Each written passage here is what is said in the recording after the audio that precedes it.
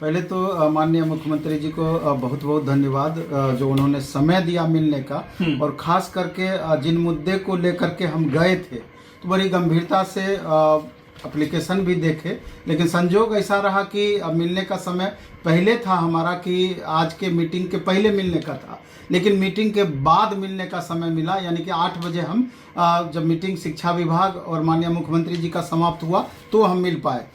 पहले हमारा उद्देश्य था कि मीटिंग से पहले हम अपनी बात को रख रहे थे कि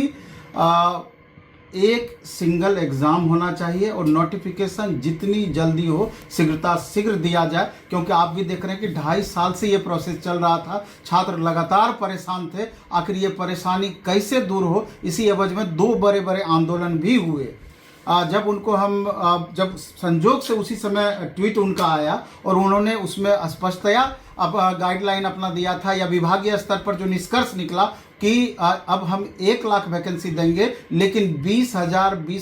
5 बराबर भाग में बांट करके देंगे। जब इन बातों पर हमने उनसे चर्चा किया कि सर वैकेंसी तो 46,000 आना था, लेकिन 20,000 वैकेंसी प्रत्येक साल देने की बातें कही गई, तो उनके द्वारा कहा गया कि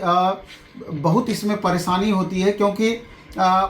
हमको लगता है कहीं ना कहीं जो अभी एस्टेट सब को लेकर के आवाज़ उठाते हैं,